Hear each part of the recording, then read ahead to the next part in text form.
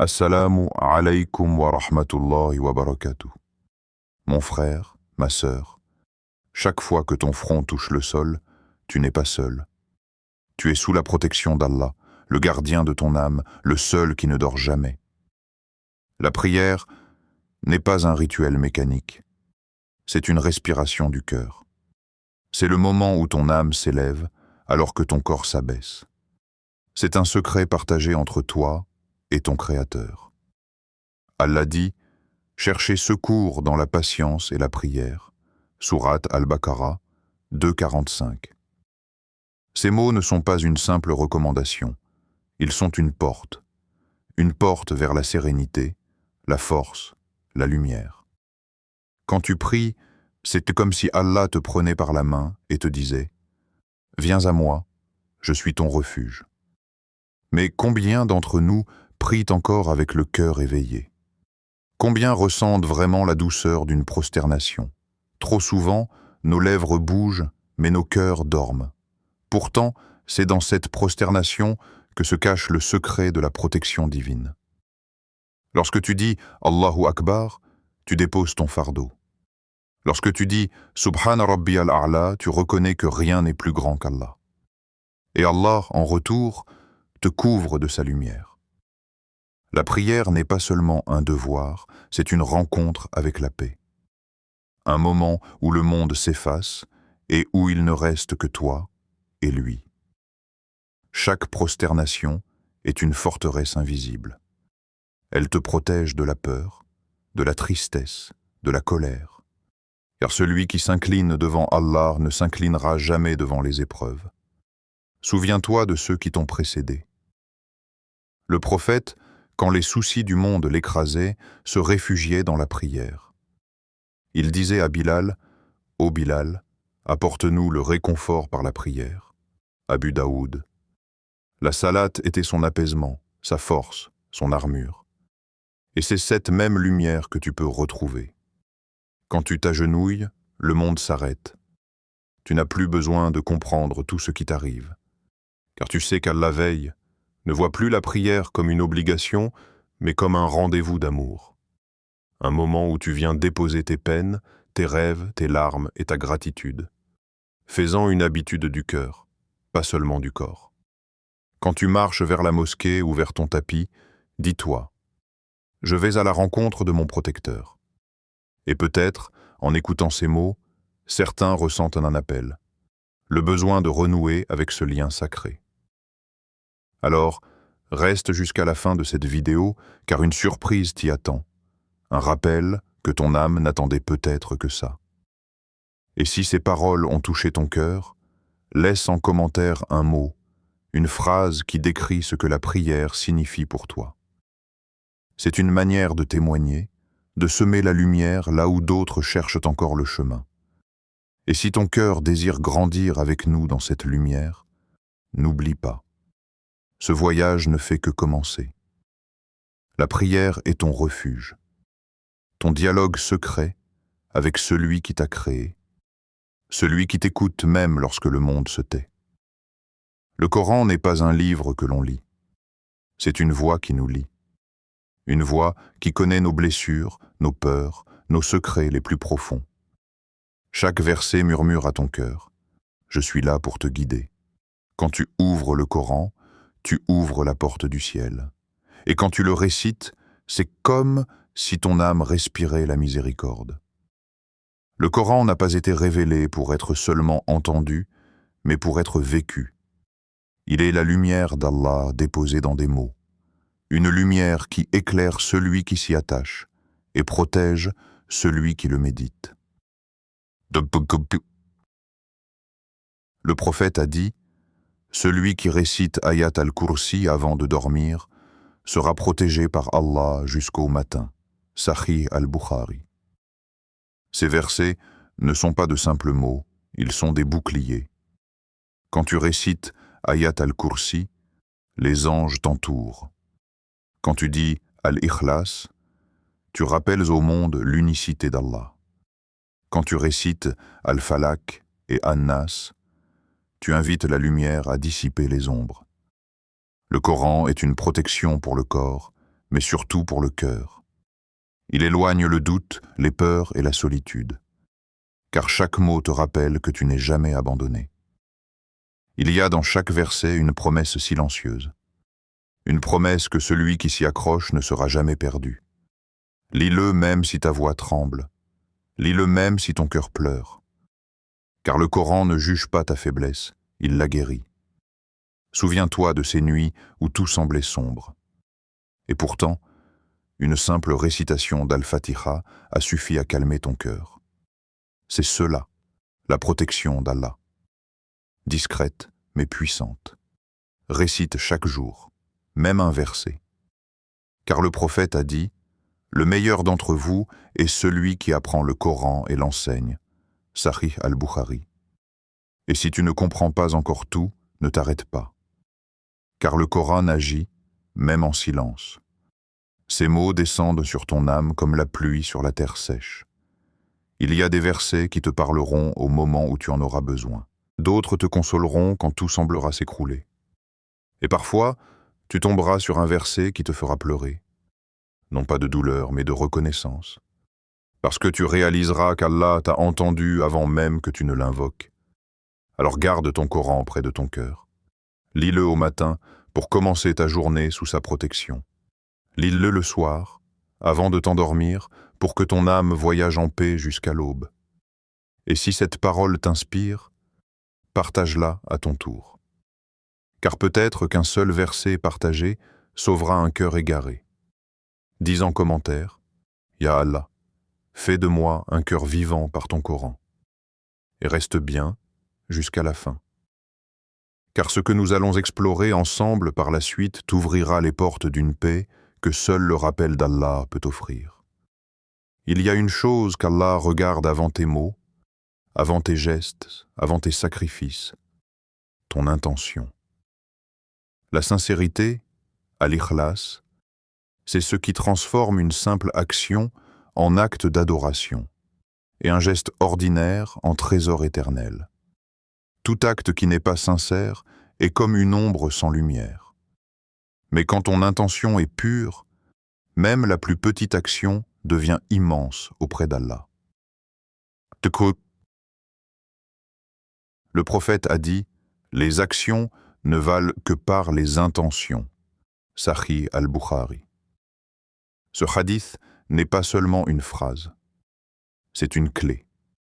Une clé qui ouvre la porte du cœur et te rappelle que la valeur d'une action ne réside pas dans sa taille, mais dans la sincérité avec laquelle elle s'est faite. Pense à ces moments où tu as agi pour être vu, entendu, admiré. Ton cœur battait peut-être pour le regard des autres, pas pour celui d'Allah. Et pourtant, combien de fois as-tu ressenti le vide après? Parce que toute action qui n'est pas pour Allah finit par disparaître, comme la poussière au vent. Mais quand tu fais quelque chose pour lui, le monde peut t'oublier, mais lui, jamais. La sincérité, c'est ce souffle silencieux qui habite ton cœur quand personne ne regarde. C'est ce secret entre toi et ton Créateur. C'est ce moment où tu fais le bien sans attendre de remerciements, sans témoin, sans gloire. Un homme peut donner une fortune et ne rien récolter. Un autre peut donner un simple sourire et obtenir la miséricorde d'Allah. La différence? L'intention. Sois sincère dans ta prière. Ne prie pas pour qu'on dise que tu es pieux. Sois sincère dans ton aumône. Ne donne pas pour être vu, mais pour plaire à celui qui voit tout. Sois sincère dans ton aide. Même si personne ne te remercie, souviens-toi qu'Allah t'a vu. La sincérité, c'est cette flamme intérieure qui purifie l'âme. Elle éloigne l'orgueil, l'hypocrisie, le besoin d'être reconnu. Elle transforme chaque action en lumière. Quand tu marches vers le bien avec ikhlas, Allah marche vers toi avec sa protection. Quand tu fais une action pure, Allah la multiplie. Et quand tu purifies ton cœur, il le remplit de paix. Mais la sincérité est une lutte. Parce que ton ego ne veut pas disparaître. Il veut qu'on le voie, qu'on l'admire, qu'on le félicite. Alors le croyant sincère combat ce désir à chaque instant. C'est un jihad du cœur. Allah dit « Il ne leur a été commandé que d'adorer Allah, lui vouant un culte exclusif et pur. » Sourate Al-Bayyina, 98.5. Il n'y a pas de sincérité sans purification. C'est pourquoi le prophète a dit « Allah n'accepte que ce qui est pur. » Sahih Muslim, purifie ton intention, et Allah purifiera ton chemin. Purifie ton cœur, et Allah purifiera ta vie. Imagine un instant que chaque action que tu fais soit pesée non pas par ce que tu fais, mais pour qui tu le fais. Combien d'entre elles resteraient? Ne cherche pas à être parfait. Cherche à être sincère. Parce qu'Allah ne demande pas la perfection, il demande la vérité du cœur. Et la vérité du cœur, c'est de dire « Ya Allah, je ne fais cela que pour toi ». Dis-le avant de prier. Dis-le avant de donner. Dis-le avant de pardonner. Et tu verras comment Allah fera descendre sur toi sa protection et sa baraka. Car le cœur sincère est un cœur protégé. Et celui qui agit uniquement pour Allah ne perd jamais. Reste jusqu'à la fin de cette vidéo, car un verset t'y attend. Un verset qui pourrait changer ta manière d'agir et purifier ton regard sur la vie. Et si cette partie a réveillé quelque chose en toi, écris en commentaire.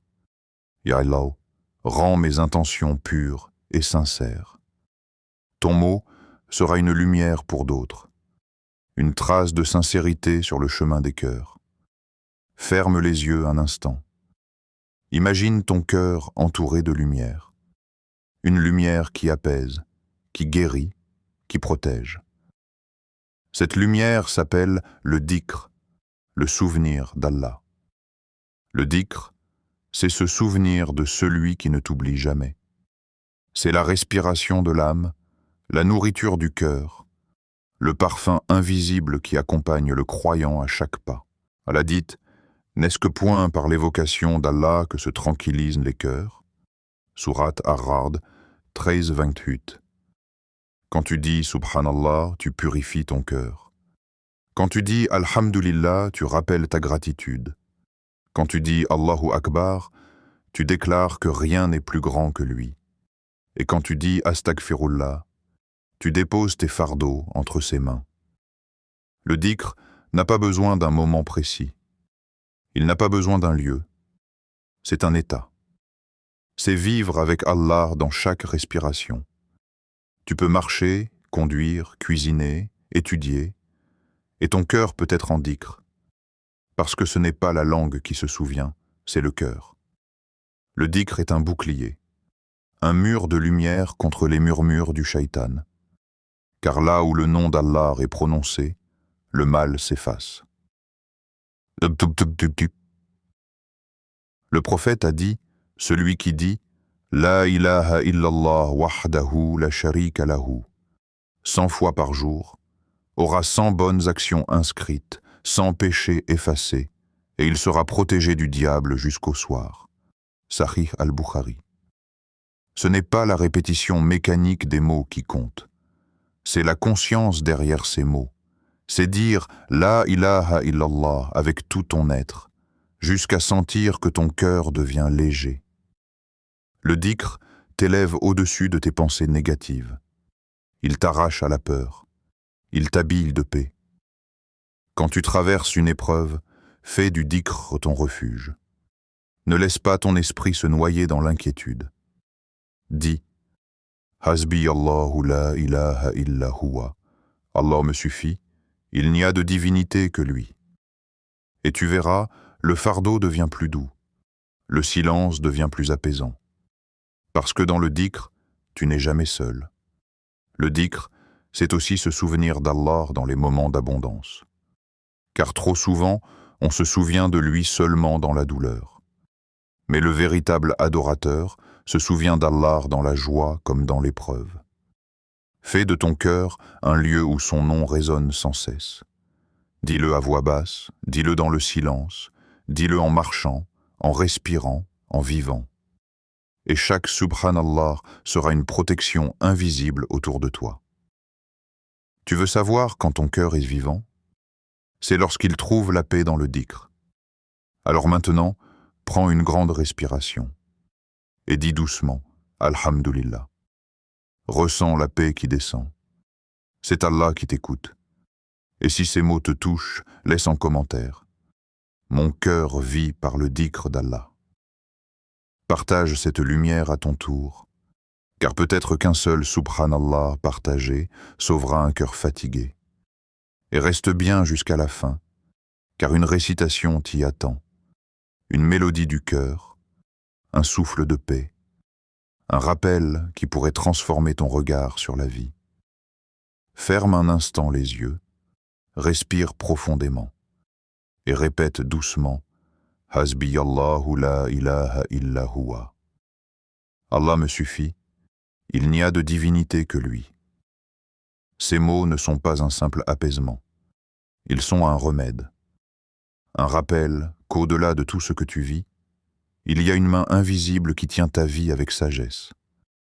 Le tawakkul, la confiance totale en Allah, n'est pas une idée abstraite ni une simple parole. C'est une foi vivante, un état du cœur.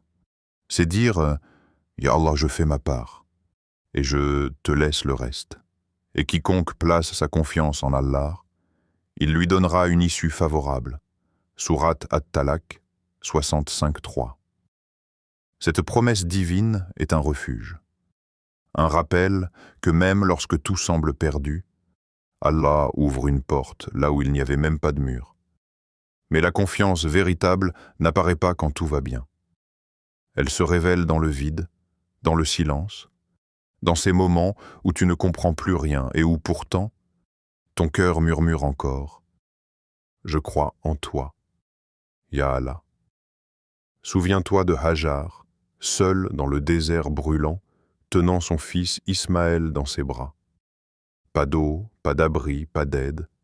Et pourtant, elle a dit « Si c'est Allah qui m'a ordonné cela, il ne m'abandonnera pas. » Et Allah a fait jaillir Zamzam. Souviens-toi de Younous, englouti par les ténèbres de la mer et du poisson. Personne pour le voir, personne pour l'aider. Mais il a dit « La ilaha illa anta, subhanaka, inni kuntu minaz zalimin ». Sourate Al-Anbiya 21-87. Et Allah l'a sauvé. Souviens-toi de Mohammed dans la grotte avec Abu Bakr, entouré d'ennemis. Son compagnon tremblait, mais le prophète a dit « Ne sois pas triste car Allah est avec nous ».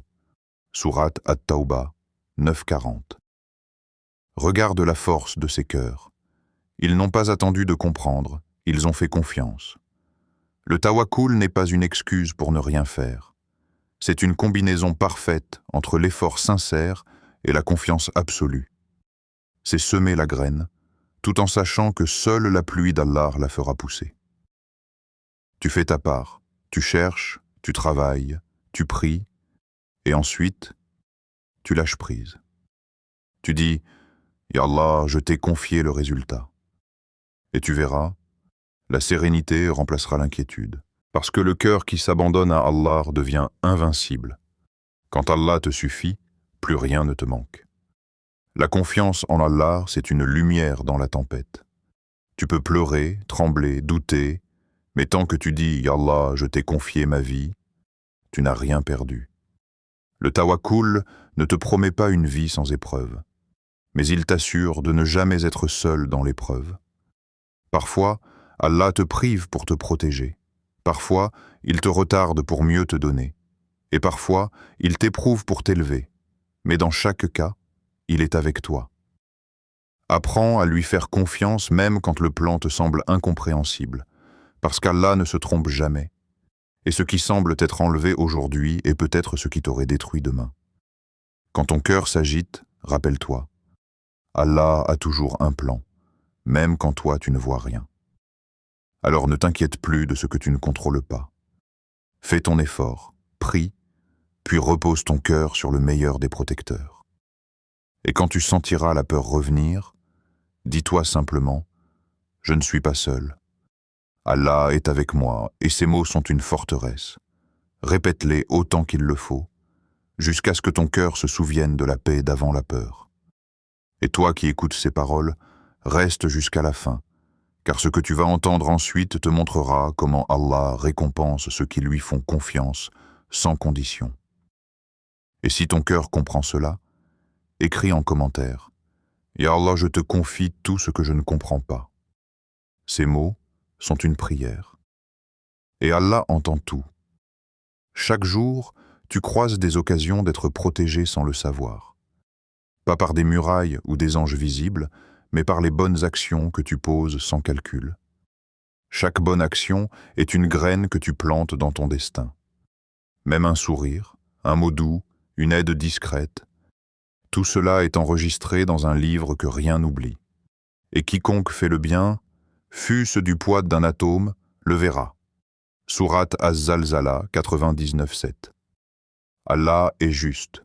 Aucune action faite pour lui ne se perd. Chaque geste sincère, même invisible, devient une lumière dans ta vie. Et le plus beau, c'est que souvent, tu fais le bien sans savoir que c'est ce bien-là qui te sauvera demain. Un jour, tu as aidé quelqu'un, et tu as oublié. Mais Allah, lui, s'en est souvenu. Et au moment où tu avais besoin d'aide, il t'a envoyé quelqu'un, sans que tu comprennes pourquoi.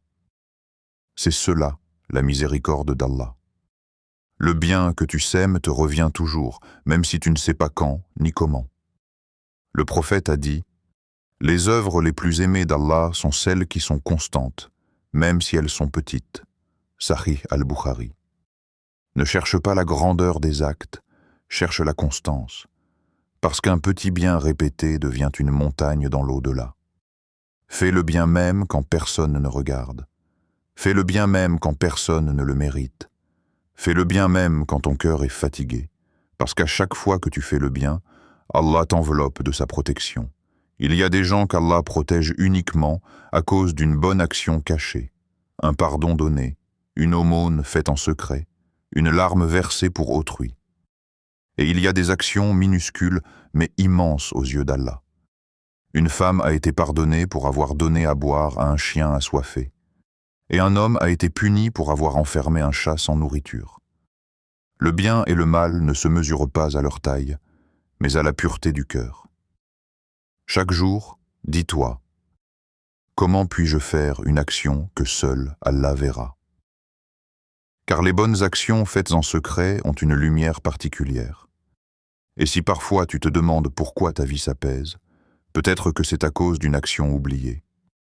Un bien que tu as fait sans attente et qu'Allah fait fructifier aujourd'hui en protection. Ne sous-estime jamais un sourire. Le prophète a dit « Le sourire que tu fais à ton frère est une aumône. » Tirmidhi. Et si tu veux vraiment changer ta vie, remplis-la d'actes de bien. Aide, pardonne, encourage, partage. Parce que chaque bien est une barrière contre le mal. Et rappelle-toi, celui qui fait le bien pour plaire à Allah ne perd jamais. Alors, même quand on te blesse, continue de faire le bien. Même quand tu es trahi, continue de donner. Même quand tu n'as plus de force, continue d'aimer pour Allah. Car chaque bien accompli pour lui devient un ange qui intercède pour toi. Reste bien jusqu'à la fin de cette vidéo, car une histoire t'y attend. Une histoire vraie d'un homme dont une seule action cachée a transformé toute sa destinée. Et si ces mots te rappellent quelque chose, écris en commentaire. Ya Allah, fais de moi une source de bien pour les autres. Parce que c'est peut-être ton bien d'aujourd'hui qui sera ta protection de demain. Il y a des nuits où ton cœur pèse lourd, où tu sens que tes fautes te poursuivent comme une ombre.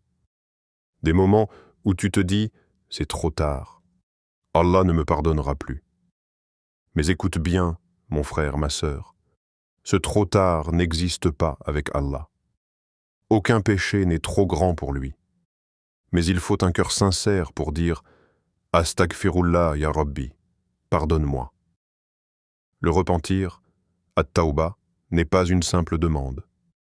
C'est un retour vers la source, vers la lumière, vers le Dieu qui t'a créé. Dis, ô mes serviteurs qui avez commis des excès à votre propre détriment, Ne désespérez pas de la miséricorde d'Allah, car Allah pardonne tous les péchés.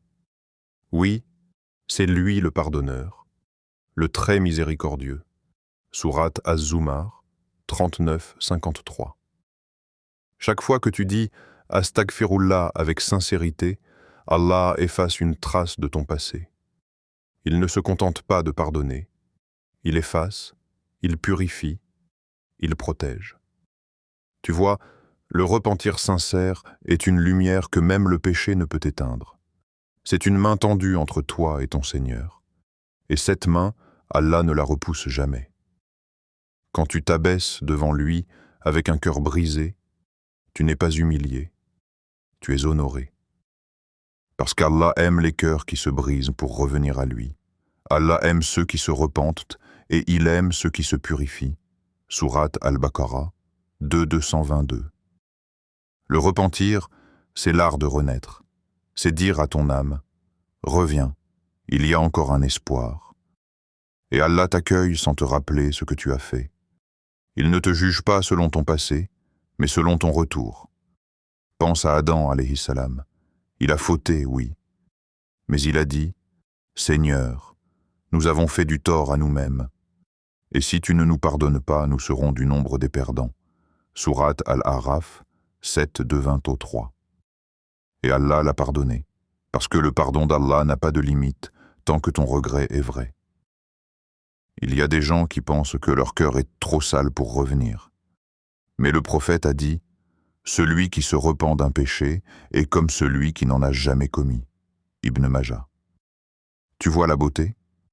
Allah te permet de recommencer à zéro, pas seulement de t'excuser, mais d'effacer ton passé. Le repentir est une protection, parce qu'il ferme les portes que le shaitan ouvre. Chaque fois que tu dis « Astaghfirullah », tu déposes un bouclier entre toi et le mal. Le prophète lui-même, le plus pur des hommes, disait Astaghfirullah plus de 70 fois par jour. Pas parce qu'il avait péché, mais pour nous montrer que le repentir est une nourriture spirituelle. Et toi, combien de fois dis-tu Astaghfirullah par jour? Pas machinalement, mais avec ce frisson du cœur qui dit « Ya Allah, je veux revenir à toi ». Le repentir, c'est une prière silencieuse du cœur. Tu n'as pas besoin de mots parfaits. Dis simplement « Ya Allah, j'ai mal fait, mais je t'aime encore ». Et tu verras, Allah te répondra dans les signes de ta vie. Chaque larme que tu verses en secret est une perle dans ton livre. Chaque regret sincère est une protection. Et chaque retour vers Allah est une victoire. Reste jusqu'à la fin de cette vidéo, car ce que tu vas entendre ensuite te montrera que même les blessures du passé peuvent devenir lumière entre les mains d'Allah. Et si ton cœur comprend ce rappel, écris en commentaire. Ya Allah, accepte mon repentir et protège-moi par ta miséricorde. Car les mots sincères sont déjà une prière. La patience, ce mot qu'on prononce souvent, mais qu'on comprend rarement jusqu'à ce qu'on en ait vraiment besoin. La patience, as-sabr, ce n'est pas attendre sans se plaindre. C'est continuer à croire, même quand tout semble perdu. C'est garder ton cœur en paix pendant que ton monde s'effondre. Certes, Allah est avec les patients. Sourate Al-Baqarah 253. Tu vois, quand Allah dit « avec », ce n'est pas une simple promesse. C'est une présence, une chaleur invisible qui entoure ceux qui endurent. La patience, c'est la confiance dans le temps d'Allah. Même quand tout semble fermé, le croyant patient sait qu'Allah prépare quelque chose de meilleur. Il y a des épreuves que tu ne comprends pas, des retards qui t'épuisent, des silences qui t'angoissent. Mais ce que tu appelles retard, Allah l'appelle préparation. Car Allah ne tarde jamais. Il agit toujours au moment parfait. Regarde le prophète Ayoub alayhi salam. Il a tout perdu, santé, famille, richesse. Mais il a gardé la foi et a dit « Le mal m'a touché, et tu es le plus miséricordieux des miséricordieux. » Et Allah l'a guéri. Regarde Yacoub alayhi salam, qui a pleuré la perte de son fils Youssouf pendant des années, mais n'a jamais cessé de dire « j'espère en Allah. Et Allah a réuni le Père et le Fils au moment parfait. Chaque fois que tu fais preuve de patience, tu élèves ton rang. Tu te rapproches d'Allah sans même t'en rendre compte. Mais attention, la patience n'est pas la résignation. C'est la résistance douce. C'est continuer à faire le bien, même quand tu ne vois pas encore le fruit. Le prophète a dit « Le croyant fort est meilleur et plus aimé d'Allah que le croyant faible. » Sahih Muslim. La patience, c'est la force tranquille. C'est dire « Ya Allah, je ne comprends pas, mais je te fais confiance. » Et quand tu dis cela avec ton cœur, Allah déverse sur toi une paix que le monde ne peut ni donner, ni briser. Et fais preuve de patience, car Allah ne laisse pas se perdre la récompense des bienfaisants. Sourate Hud 11:115. Chaque larme que tu retiens pour Allah devient une récompense. Chaque souffle de douleur que tu endures devient un bouclier. Et chaque silence accepté devient une prière exaucée. Alors, ne te précipite pas vers la sortie de ton épreuve. Cherche plutôt ce qu'Allah veut t'y enseigner, parce que derrière chaque difficulté se cache une sagesse que seul le cœur patient peut voir. Rappelle-toi, même la plus longue nuit finit par laisser place à l'aube. Et même la plus grande douleur finit par révéler la beauté du plan d'Allah. Et quand tu sentiras la fatigue du cœur, mets-toi en prière, ferme les yeux et dis « Ya Allah, accorde-moi la patience des croyants sincères. » Reste jusqu'à la fin de cette vidéo, car un verset y sera récité.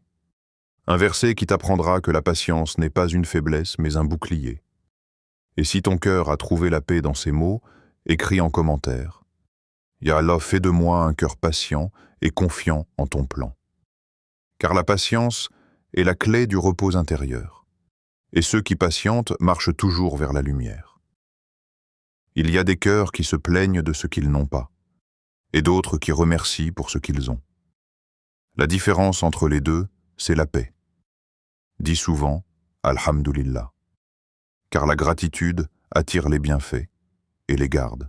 Si vous êtes reconnaissant, très certainement j'augmenterai mes bienfaits pour vous. Sourate Ibrahim 14:7. Ce verset est une promesse directe entre le Créateur et ton cœur. Plus tu remercies, plus Allah t'accorde. Mais pas seulement dans les choses visibles. Il t'accorde aussi la sérénité, la lumière, la force intérieure. Le cœur reconnaissant est un cœur protégé, parce qu'il voit Allah dans tout ce qu'il vit. Même dans l'épreuve, il perçoit un signe, un enseignement, une sagesse cachée. La gratitude, ash-shukr, n'est pas seulement un mot. C'est une attitude, un regard, un état d'âme. C'est voir la miséricorde d'Allah dans chaque détail, même dans ce qui te paraît insignifiant. Regarde autour de toi. Le souffle que tu prends, le toit au-dessus de ta tête, la main d'un proche qui te soutient, le simple fait de pouvoir dire « Alhamdulillah ». Tout cela, c'est déjà un océan de bienfaits. Mais l'homme oublie vite. Il regarde ce qu'il n'a pas et ferme les yeux sur ce qu'il a. Et c'est ainsi qu'il se prive de la paix. Le prophète dormait sur une natte qui laissait des marques sur sa peau, mais il disait « Louange à Allah pour toute situation » Ibn Majah. Pourquoi? Parce qu'il savait que la gratitude n'a rien à voir avec ce que tu possèdes, mais avec ce que tu ressens. La gratitude, c'est une clé qui ouvre toutes les portes. Elle te protège de la jalousie, du désespoir et du doute. Car celui qui remercie voit toujours le bien, et celui qui voit le bien vit dans la lumière. Même dans la douleur, dis Alhamdulillah. Car c'est dans la douleur que tu apprends la patience. Dis Alhamdulillah quand tu gagnes, mais surtout quand tu perds, parce qu'Allah ne te retire jamais quelque chose sans t'offrir mieux. Et si tu veux que ta vie soit bénie, commence chaque journée par la gratitude. Avant de regarder ton téléphone, regarde le ciel et dis « Alhamdulillah pour un nouveau jour ». Avant de dormir, ferme les yeux et dis « Alhamdulillah pour aujourd'hui ». et tu verras, ta vie changera sans même que tu saches le pourquoi. Parce qu'Allah ajoute la bénédiction là où le cœur le remercie. Le prophète disait souvent, « Celui qui ne remercie pas les gens ne remercie pas Allah. » Tirmidhi. Alors sois reconnaissant même envers les autres. Dis merci à tes parents, à tes amis, à ceux qui t'aident, car en les remerciant, tu remercies Allah qui les a placés sur ton chemin. La gratitude transforme la perception. Elle t'apprend à aimer ce que tu as, au lieu d'attendre ce que tu veux. Et le plus beau, c'est que la gratitude protège. Protège ton cœur de l'amertume, protège ton âme de la négativité, protège ta vie de la perte de sens. Tu veux goûter à la paix? Remercie. Tu veux que ta foi augmente? Remercie. Tu veux que tes bénédictions durent? Remercie encore. Et si ton cœur comprend ces mots, écris en commentaire « Alhamdulillah pour tout, Ya Allah ». Car parfois, un simple « Alhamdulillah » prononcé avec amour vaut plus que 1000 prières sans conscience. Reste jusqu'à la fin, car ce que tu vas entendre ensuite te rappellera que la plus belle manière de remercier Allah, c'est d'aimer celui qu'il a envoyé pour nous sauver, notre bien-aimé prophète Muhammad sallallahu alayhi wa sallam. Ferme les yeux un instant. Imagine Médine, le sable doux, le vent apaisant et une voix pleine de douceur qui dit « Ô ma communauté, je vous aime ». Cette voix, c'est celle du messager d'Allah. L'homme que le ciel a salué, que la lune a obéi, et pour qui chaque pierre portait un respect silencieux. Aimer le prophète, c'est aimer la lumière qu'Allah a envoyée pour nous guider et nous protéger. Ce n'est pas une simple émotion, c'est un lien spirituel, une fidélité, une gratitude vivante. Allahumma salli ala Muhammad wa ala Ali Muhammad. Chaque fois que tu dis cette prière sur lui, une lumière descend sur ton cœur, une paix t'enveloppe, et les anges t'accompagnent.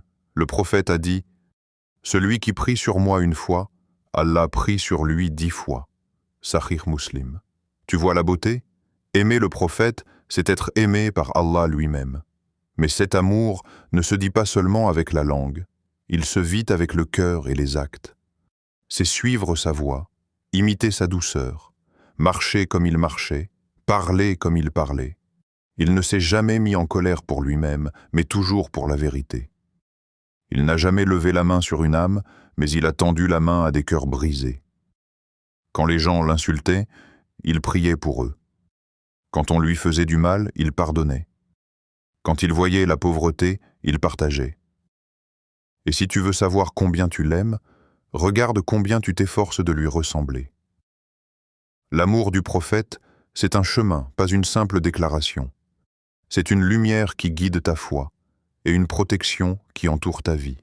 Dis, si vous aimez Allah, suivez-moi. Allah vous aimera.